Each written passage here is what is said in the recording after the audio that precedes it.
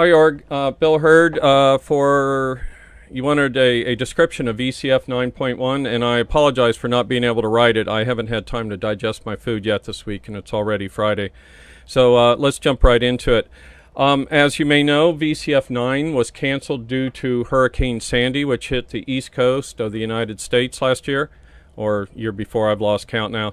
And actually, the eye of the storm went right over where I'm at here in Williamstown, and that actually meant we had less of a storm because we got a break right in the middle of it, whereas northern Jersey, they just got pounded.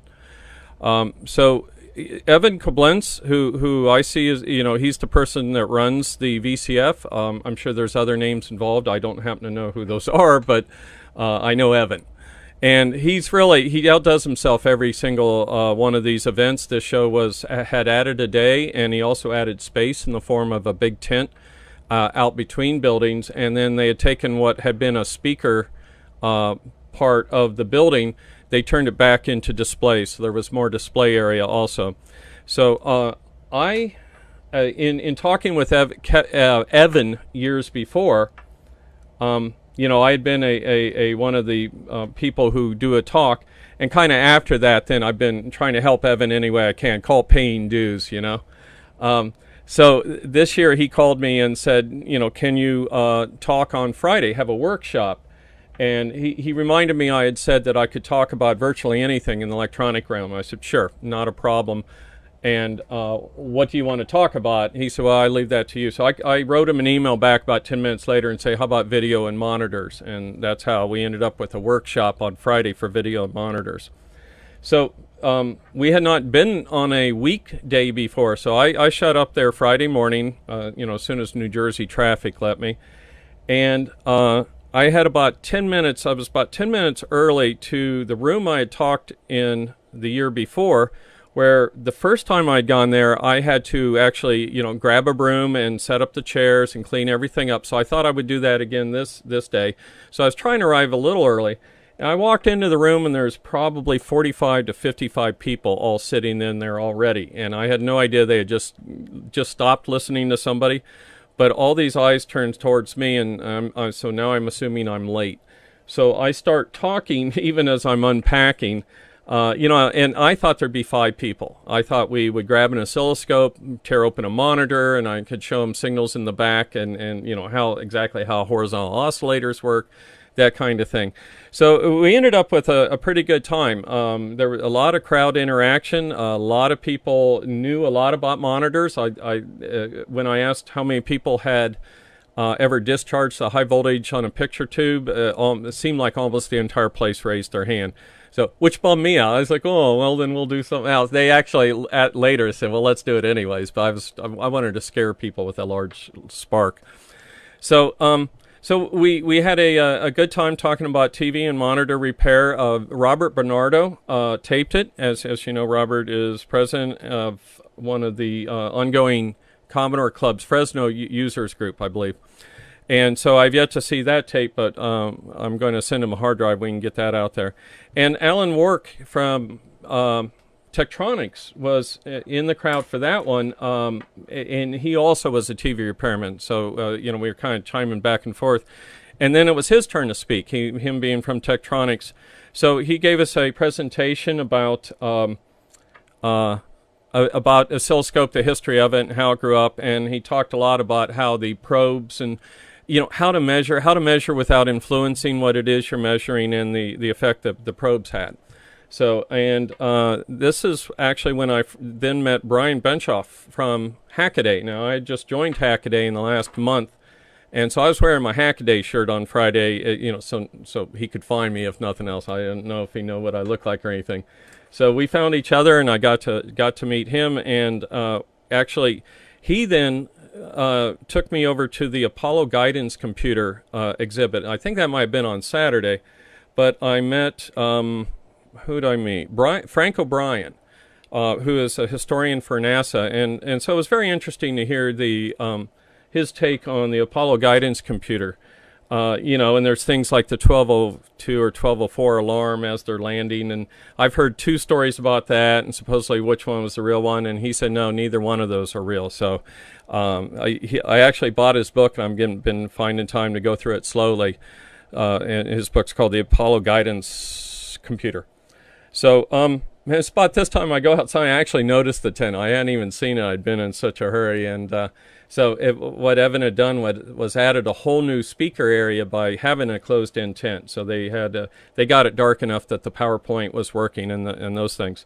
And I actually, on Saturday, I missed, one of the speakers was from Franklin Computer, and I missed seeing him. And the reason I would like to see anybody from that era, it's kind of like we've been on the field of battle, whether it was us two at the time or whatnot. But I always like to jab at the old competition. And we had gotten several guys from Franklin, so we knew some of the same people because we had people join us from Franklin. And then we had somebody go back to Franklin. Unfortunately, he took one of our housing designs with him, so we had to send the FBI after him. So then he went to Japan. So let's see. Then on Saturday also then, Dave Haney arrived. He arrived a day early for his talk on Sunday, but also Andy Finkel, who was a head of software. When I first met Andy, he was head of the game software, and by the time Commodore ended, he was director of software development. And so now we're getting a slight steady increase in Commodorites that arrive at these shows. So it was 3 of us this year. Maybe we'll go for 4 next year. And then I also ran into Jim Brain, who was in the sellers area. He sells a lot of his, I think he was selling an Ethernet adapter that him and I had looked at, he had shown me earlier. And Jim and I had been working on a AC supply for Commodore 64s, how it likes a 9-volt AC. So I was able to catch up with him, see how he was doing on the product and his take on that.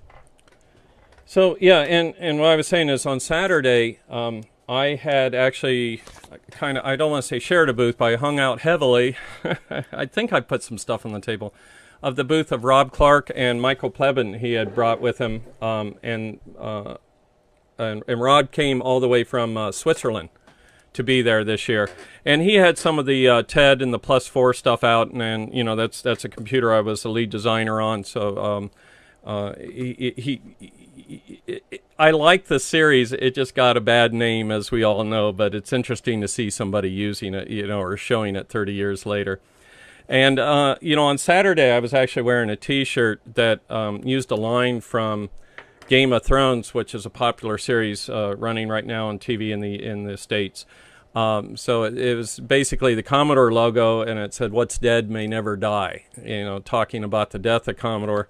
And what that is there's this, we all feel it, there's this inside thing that the people, the companies that were left have rewritten history as to their contribution to home computers, not naming anybody besides Apple. But, so that's what that is Commodore died and we're sad for it, but they can't take away what Commodore did, is how we look at it. So yeah, I didn't really get a chance to walk around Saturday because there was just so much activity going on once we were talking at the booth, at Rob Clark's booth or display. And what was interesting is because Evan had Friday where there was no displays, it gave us all a chance to see each other, because once the displays are up, everybody can't walk around at the same time. So Friday was really good for meeting people, and then Saturday was the displays, and then Sunday I finally got to walk around a little bit before Dave Haney's speech. And one of the interesting things was we found somebody to put a Commodore C128 in a tower. And so we took a Sharpie and we ordained it as an approved member of the Commodore 128 family. I think Dave signed it as well, but we actually said ordained and put the date on there and whatnot. So about the time then it became Dave Haney's turn to talk, I noticed he was getting quiet and stuff. So I sent him off to a corner to get his zen, to get his concentration going. And then it was time for his speech. And right as he was about to talk, I said, "Can I introduce you?" And he said, "Sure." And what I wanted to relate how I had met Dave, because even just the first few minutes I met him were interesting. So, and then Dave really, I wasn't around for the end of Commodore. I had my own wars to fight, so to speak, on a personal field. And it sounds like a separate company than the one I had worked for. And I'm sure it was. There was no jack to meal, for example. And I heard about lots of interesting machines that they designed, and friends I knew very well. I hadn't known they had done this version of this or that version of that. But throughout it all, I didn't hear anything about sales or marketing. And so other than I would imagine that in Europe, people, companies, distributors were taking it upon themselves, or maybe Commodore Germany, to advertise. But in the U.S., I saw one commercial for the Amiga, two commercials for the Amiga the entire time. I saw the original one with the baby on a stick and didn't understand it even when I watched it on TV. And I saw one with Coach Lizardo, for everybody going up in Jimmy's room to be on his Amiga. So while it was very interesting to hear everything Dave talked about and some powerful things, they were really good designers by this time, because they got to slow down and do things intricately. And it wasn't the Commodore I was from. Throwing a punch was almost as good as throwing a good punch, So we just thrashed it, night and day until we got done. So we left holes in the walls and things. And here later they're doing very careful architecture, which is very cool. And I was quoted once as saying, well, I wasn't trying to change the world, I was just trying to get the product out, because I was from that era under Jack Tramiel. Let Jack Tramiel change the world. It's my job to get the product out. But I heard Dave Haney say one time, no, we wanted to change the world. And I understood that after I heard his products and stuff, again, where they had the ability to have huge design input and get the thing out. But then, again, I just felt like it fell flat with lack of marketing. It didn't matter what it was. Meanwhile, there's people running around saying, oh, look, the IBM's popular. Let's do an IBM PC Junior or something. And that all was just bogus. So that's it in a nutshell. It was a really good time at VCF this year. Like I said, got to meet people. On Friday, I got to walk around and meet a lot of people and in groups. And if you ever see two of us old Commodorians get together, you Commodorites get together, it leaves no doubt that we're old friends. So hopefully that's good. I will try and put this up on YouTube, and hopefully the transcription goes well. If you need me to proof the transcription, let me know. Otherwise, have a good day.